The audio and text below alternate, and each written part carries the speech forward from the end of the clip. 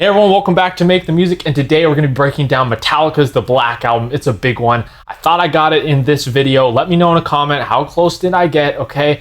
You can find the multi-tracks also in the description. They're 100% free. Do your own mix of the song. Anyways, let's get into the session. All right, let's get into this Metallica Black Album session. Super stoked. I think I did a really good job with this one, and of course the production is incredible, done by Bob Rock. I am not surprised that this album came out the way that it did back in 1991 and really set a landmark for how good metal records can sound. So listen to the playthrough. You're familiar with the song. Let me just play you this part real quick, and then we'll dive into the session here.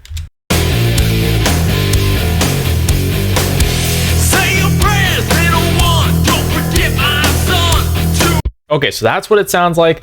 I always like to start with the master bus because it sets the stage for how everything else is going to sound on this sort of sound match here. So I've got the virtual mix rack, virtual mix bus. I'm acting like it's an SSL console, adding some EQ. This is a really bright record, brighter than I anticipated. Metallica records kind of have that scooped sound to begin with. Everyone knows, sort of the things with them leaving out bass sometimes, but the guitar tone's very scooped. But there's a lot of top end on this album. So that's what I got going on virtual mix rack. EQ, I actually dipped some top out because of some stuff that happened with Ozone, but so some overcorrection there from what I was doing before. SSL compressor, I can show you how much gain reduction that's doing. Okay, so around 4 dB actually. I have a limiter going. That's doing quite a bit, and then of course Ozone 10, I've used on previous ones before. This is doing some subtle EQ matching here to get the album closer. And so this is the curve that it's set out. I took that section from Enter Sandman.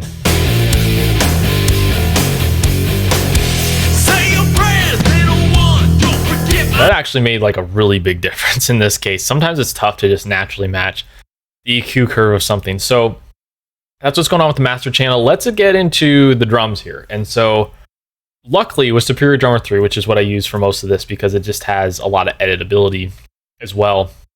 I used the Man of Sand kit from Superior Drummer 3, and they actually have a video. Tune Track has a video of them doing a match of the Black Album with their kit materials. And the Man of Sand kit is pretty good. I did make some changes, however. I added an extra Tama bell brass snare because I just didn't think the snare had enough heft to it. And I also did mess with some of the ambience. It needed to be a little more ambient. But other than that, I felt it got pretty close. I add some low end to the kick. You can see there's a couple kicks that they have here with this kit. So I took the Man of Sand kit and I messed with it a little bit. And there's no other post-processing on the kit, so that's basically what I did. Drums solo sound like this.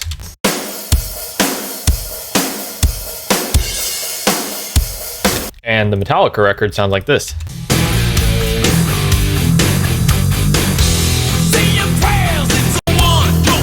Not 100% there, I would argue, but pretty good, pretty close for our purposes.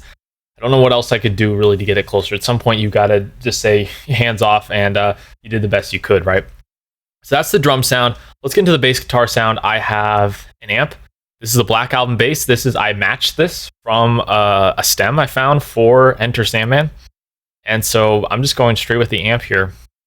And then there is a DI sound as well. So let me play you the DI.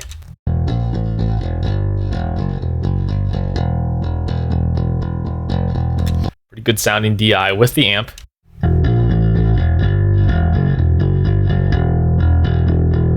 Super hefty, right? Super hefty sounding. But there's quite a bit of post-processing as well. So virtual mix rack, I'm adding a lot of like upper mid-ish, so 7 dB of that. Cutting out some super high highs, but also adding some back in with the present. These controls, they just have different EQ effects. And so sometimes I take some out, then I add it back in, right? It just depends on the curve it's kind of working with, or I'm mixing this in stages. So it's like I mixed it one way and I came back and I was like, it needs to be brighter. And so I throw something else on. But I did add this big control. I needed the bass to sound a little heftier. So like if I take all this stuff off, that's doing a lot of tonal shaping. Then of course, CLA 76. This is my go-to for bass guitar, basically the black channel.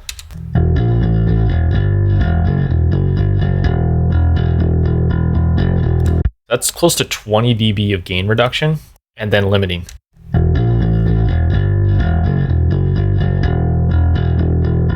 That's not as aggressive as I typically do with the limiter. The compressor was doing a lot, but it's doing some limiting there. So bass and drums sound like this together.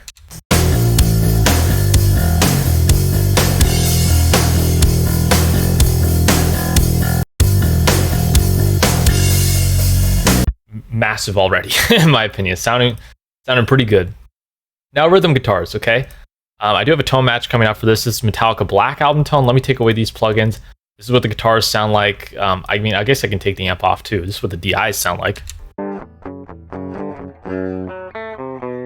Okay, that's a DI. We know what that sounds like.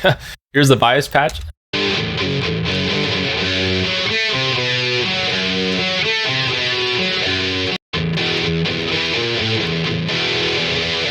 Good, but needed to be cleaned up. And so EQ, I actually add some low, some of that like palm muted low sound, and cut off some super high highs of the fizz. The virtual mix rack, just a little compression, it looks like. This is very subtle. 1 dB and then mix knob at 29%. So basically no compression. I just threw it on like almost just to take away those super big peaks at this point. So that is sort of the meat and potatoes of the Black Album sound we got going on here. I do have the lead guitars which show up in the chorus. They sound like this.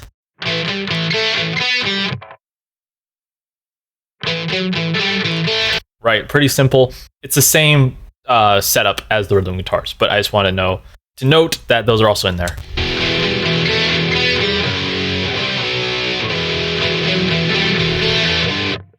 So those are the guitar sounds. Now let's get into the vocals.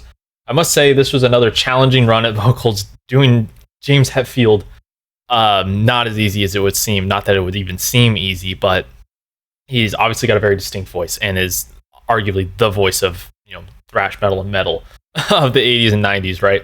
So I did my best here without sounding like I was trying to clone him too much, but this definitely was a challenge. But here's the vocal soloed. Say your prayers, little one. Don't forget my son, to include everyone. There actually was a stem online of the vocals, and so that was pretty helpful.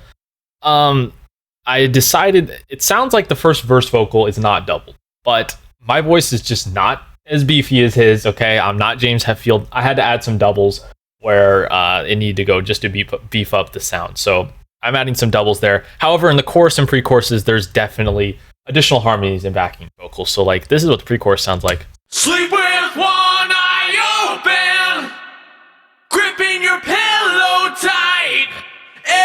Exhale. So I'm adding like a low harmony, some doubles, and then there's some waves harmony, which I use a lot, which is kind of cheating, I will admit. But in a rush, when I don't have 30 minutes to learn the harmony part, I'll throw waves harmony on and it gets the job done. Sleep with one eye open, gripping your pillow tight. People might get on me for how like unnatural that sounds, but in context, it works. Sleep with one eye open. There's clear harmonies there. I didn't have time to go through the stem and pick out exactly what the harmonies were. I'm like, it needs additional layers.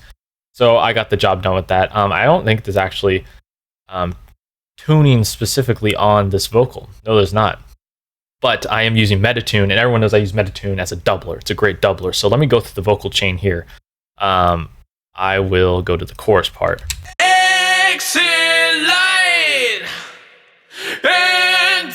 So I'm using Metatune. Let me take some of these plugins off.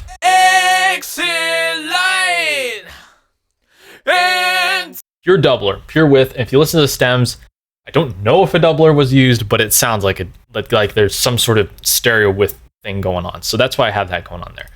Virtual mix rack, my pretty standard vocal chain with virtual mix rack. The virtual mix rack for me is set up as if this was the preset on tracking day, right? So everyone knows that, you know, in the Pro Studios, they track through compression, they track through some EQ. So I kind of act like I'm tracking it in the studio, and then the rest of the processing is sort of like when it gets to the mix. So I have the S7. This is the SM7B mic match or the virtual microphone collection that Slate has. And I really like it. And you can see like in the year and a half of life of Metallica, which is showing the making of the album, James is singing to an SM7B in some cases. And so that's why I threw this on here. So I have a gate, I have that going on. Then I have like, the 1073 sort of channel, bringing some drive. Then it's going to the console, a little bit of board EQ, and then hitting the distressor. Exit light and tonight. So that's doing 7 to 10-ish dB of gain reduction on tracking day, right?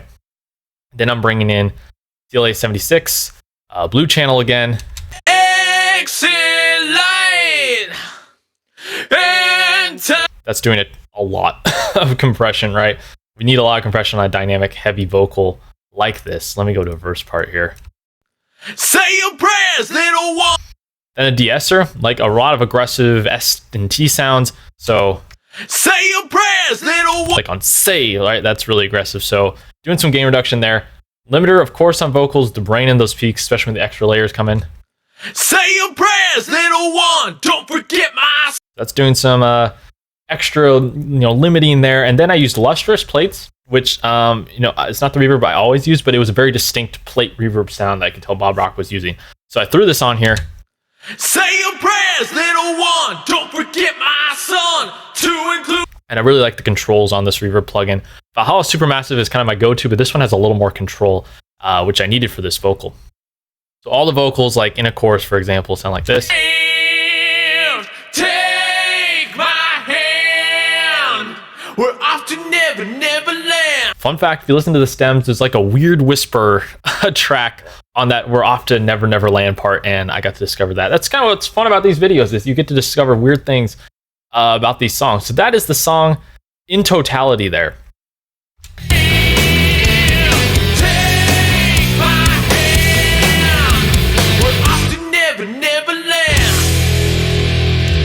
So there you go. There's my attempt at Metallica Black album sound. Let me know in the comments, how well did I do? Remember, you can get the multi-tracks for the session, do your own mix, have fun with it.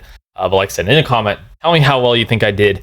We got more of these coming. If you've got suggestions for albums or songs I should try and match, let me know in the comment section down below. Please like and subscribe to the channel. Anyways, here's the full playthrough of me trying to match the Metallica Black album sound, and I'll see you guys next time.